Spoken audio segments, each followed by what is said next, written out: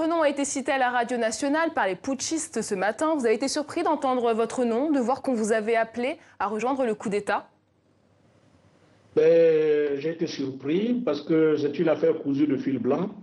D'habitude, c'est souvent les manifestants, parce que en tant que leader syndical de la société civile et de Dynamique Unitaire, nous avons l'habitude de revendiquer. Et c'est souvent lorsque nous revendiquons qu'on nous gaze, qu'on nous tire dessus, qu'on a besoin de l'armée pour nous soutenir. Et là, la pyramide est inversée. Et je suis totalement surpris que c'est plutôt des militaires, je ne sais pas, on parle de 3 ou 5. Comment 3 ou 5 militaires peuvent faire un coup d'État et pour quels objectifs? Je pense que ce n'est pas la première fois qu'on nous invente des histoires. Voilà pourquoi je dis c'est une affaire cousue de fil blanc de ma part, parce que c'est irréaliste. Je ne suis pas militaire, je n'ai pas fait l'école militaire, mais je ne pense pas. Qui est derrière ce coup d'État selon vous? Qui est derrière ce coup d'État selon vous? Qui est derrière ce coup d'État? C'est pas la première fois. On a vu l'histoire du poseur de bombes au Gabon, à Bamako. Je ne sais même pas où il est en ce moment. Est-ce que la justice, il avait aussi été remis dans les mains de la justice, une enquête devait être ouverte. Est-ce que le gouvernement nous a donné les conclusions de cette enquête? Je pense que vous vous souviendrez. Il s'était réfugié à l'Union européenne. Est-ce que vous avez les conclusions de cette enquête? On a découvert des armes, souvent à gauche, à droite. On nous a promis des enquêtes, mais ces enquêtes n'ont jamais abouti.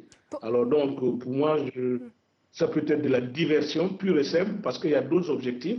Il y a une réalité, c'est que depuis le 24 octobre, Ali Bongo est absent. Et pourquoi d'autres proches... a saisi... Pardonnez-moi. Pourquoi d'autres proches de Jean Ping ont été aussi appelés à rejoindre le coup d'État?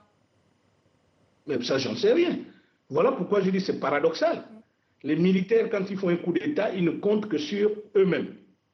Ils ne peuvent pas. Je ne sais pas dans quel pays au monde vous avez vu ce genre de situation, où il y a 3 ou 5 militaires qui vont quelque part et qui appellent les civils pour faire le coup d'État.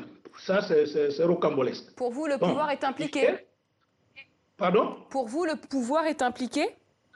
Pour moi, c'est une affaire cousue de fil blanc. Par qui, et monsieur? Un fil blanc, on le suit facilement. Si on le suit, on trouvera que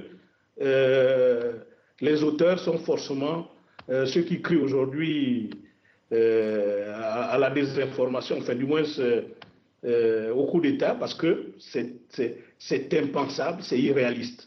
3 personnes, 5 personnes ne peuvent pas rester de 4 h du matin jusqu'à 8 h, 9 h dans une maison de la radio, soi-disant pour un coup d'État. Les autres étaient où? Ils ont occupé quel poste? Bon, enfin, bref.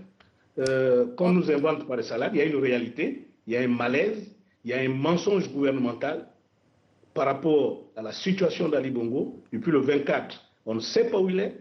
Les vidéos qu'il nous présente ne sont pas exemptes de critiques.